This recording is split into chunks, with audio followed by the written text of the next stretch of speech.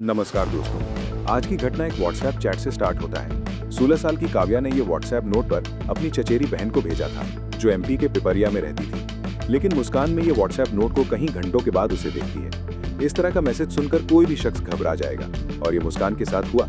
उसने भागकर तुरंत अपनी मम्मी पापा को वो मैसेज पढ़ाकर सुनाने लगी।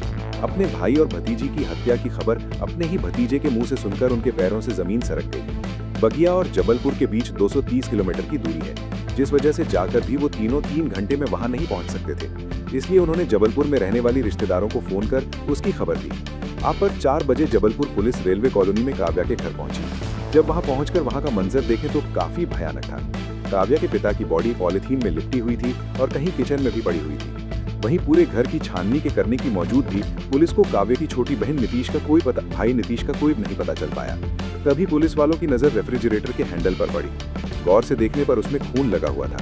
उन्होंने किया काव्या के साथ। जब उन्होंने रेफ्रिजरेटर को खोला तो उनकी शंका शक के रूप में बदल गई। तनिष्क की बॉडी कंबल में लिपटी हुई थी। कई सालों में इस तरह के केस देखने को हमें नहीं मिले थे, जिससे डेड बॉडी को छुपाने के लिए फ्रीजर का इस्तेमाल किया गया था।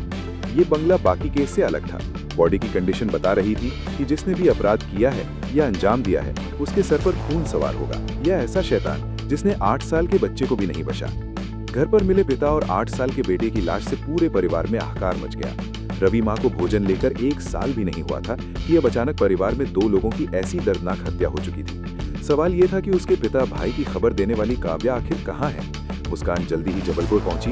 पापा के मुकुल ने मार दिया है, इसमें मुकुल का नाम जिक्र किया गया था और उसे खूनी बताया था कि आखिर ये मुकुल कौन था। आइए इस कहानी में जानते हैं। जब पुलिस ने इस नाम के बारे में छानबीन करना शुरू किया तो पता चला कि 20 साल का मुकुल इस मोहल्ले का रहने वाला था।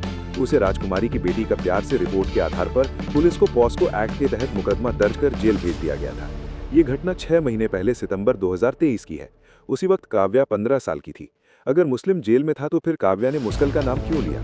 जब पुलिस का पहला सवाल था कि ये काव्या के साथ कोई अनहोनी नहीं तो नहीं हो गई। पुलिस ने घर के आसपास लगे सभी सीसीटीवी कैमरे को कंट्रोल की कोशिश की और फुटेज ऐसे मिली जो किसी को भी हैरान कर सकती थी।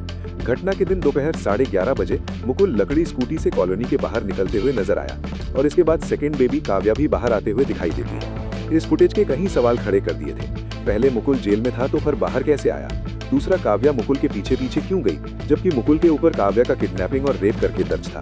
सवालों के जवाब के लिए पुलिस ने जब मुकुल के केस की स्टडी की निकली तो राजपुरा की मुकुल और काव्या के बीच रिलेशनशिप था और सितंबर 2023 में दोनों भागकर भोपाल चले गए थे। लेकिन काव्या के पिता की कंप्लेंट पर पुलिस दोनों को पकड़कर वापस जबलपुर ले आती है। काव्या के नाराज पिता मुकुल को पॉस्को एक्ट के तहत जेल भिजवा देते हैं, लेकिन ट्रायल के वक्त काव्या अपने पिता के अगेंस्ट जाकर बयान देती है कि वो